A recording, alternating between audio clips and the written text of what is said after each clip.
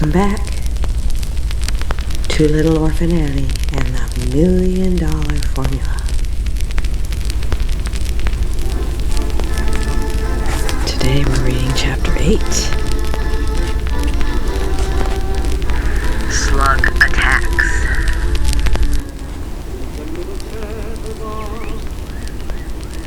Now where the Sam Hill did Punjab go? Asked Annie, as she and Sandy wandered about the grounds the following day. I've looked for him everywhere. He's supposed to be guarding the plant. How can you guard anything if you're not around?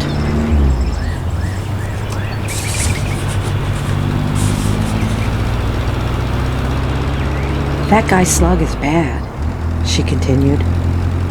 Although Sandy was her only listener, no telling what he'll try. Of course, there are guards all over the place, but even so, Punjab ought to be around. I've looked for him everywhere except the old Eli's shack. But not even Punjab would dare disturb Eli.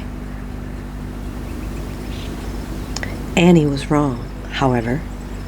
As she approached the lean-to, she saw the little genius and the giant wizard standing together just inside the doorway. Great Scott, it's Punjab, and Eli doesn't look a bit mad at being disturbed. He's laughing and chattering like a magpie. You'd think they'd had some swell joke going on between them. Now what could those two be cooking up? In the meantime, J. Gordon Slug and his gang of gorillas had already moved into the farm a mile away. Not all of the men were as ruthless as he. Two of them sat on the veranda steps discussing events. I don't like this, said one. I ain't squeamish, you understand. This is gonna be cold-blooded murder. Yeah, Warbucks and his crowd won't have a chance. Nope, not a chance. Slug says we're to shoot down every guy in sight, except old Eon. We're to grab him alive. Yeah, and we're to be sure we rub out that giant and Warbucks. I hates to croak a swell guy like Warbucks. The two were unaware of the figure in the doorway behind them, listening to their every word. Suddenly, the unseen one stirred to activity. You puling mollycoddles, Slug roared, for it was he as he jerked the two to their feet. I ought to smash your thick skulls. I'm running this show, see? Are you gonna obey orders or... Nix, we're with ya, Chief. Anything you say, boss? Not satisfied with roaring at them, Slug pounded their heads together and left them in a heap. He left them on a heap on the grass as he stormed down the path from the house. He made his way to a hill overlooking the main gate to the grounds of the Warbucks plant, where he lay flat on his stomach, studying the activity below through his powerful field glasses. Ah, the brat, he muttered, as Annie appeared at the gate. There's an idea. If we could catch her, Warbucks could be brought to time in a hurry and without firing a shot. Annie, down below, turned away from the gate, followed by Sandy. She would have liked to go for a walk in the woods. Oh well, said Slug, noting her withdrawal to safety within the walls. I don't mind firing a few shots. It'll be better to have Warbucks removed permanently anyway. Several days later, Daddy Warbucks, in a cheerful mood, was chatting with Punjab. Things sure are going along great. The factory is nearly finished. Not a word from our old pal Slug. I'm inclined to think he was bluffing.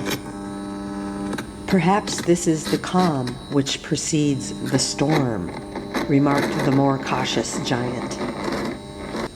Oh, you're a pessimist, Punjab, scoffed Daddy. If Slug intended to give us trouble, he'd have started before this. He's licked, and he knows it.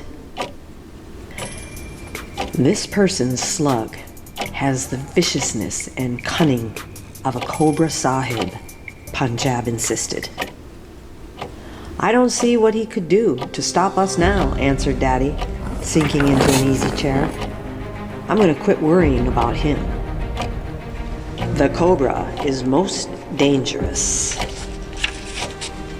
to those who are most incautious, warned the wizard, and with these words left the room. Annie ran in just as Punjab left. Oh, Daddy, she pleaded. I've been cooped up inside the wall so long. Can Sandy and I go for a little walk in the woods? Why, I guess it'll be all right, Annie. Just don't go too far. Clearly, Daddy's mind was quite at ease. He was certain that Slug was beaten. All seemed calm and peaceful as Annie and Sandy entered the woods.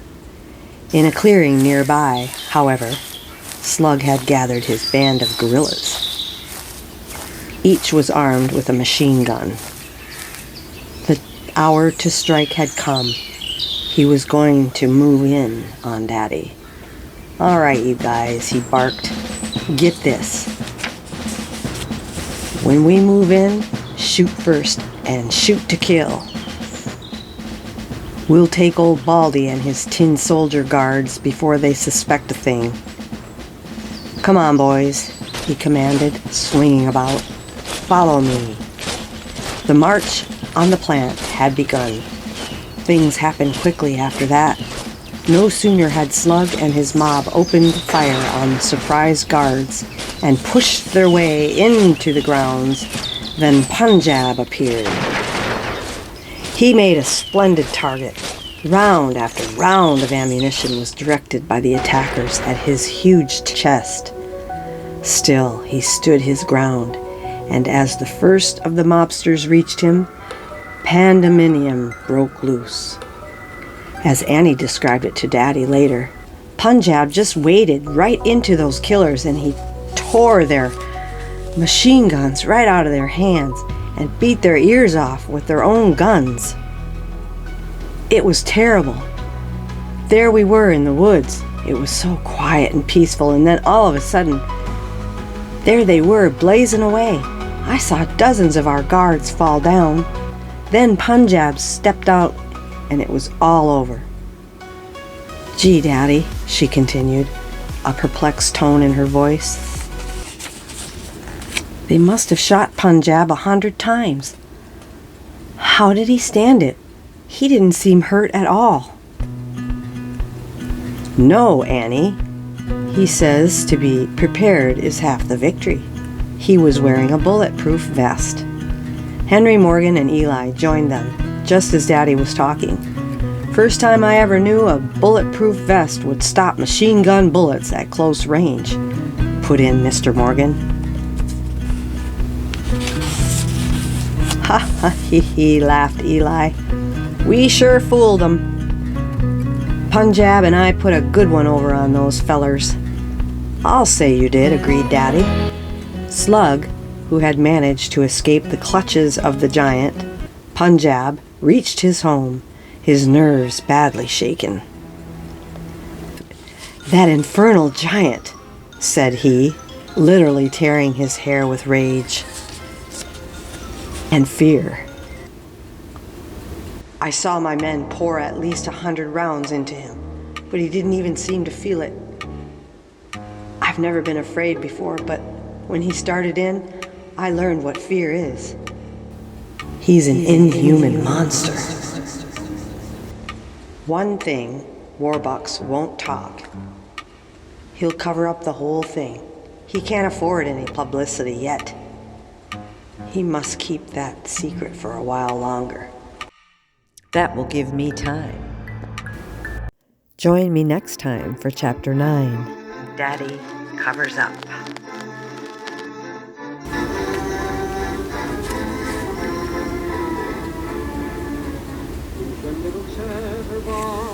Thank you for watching.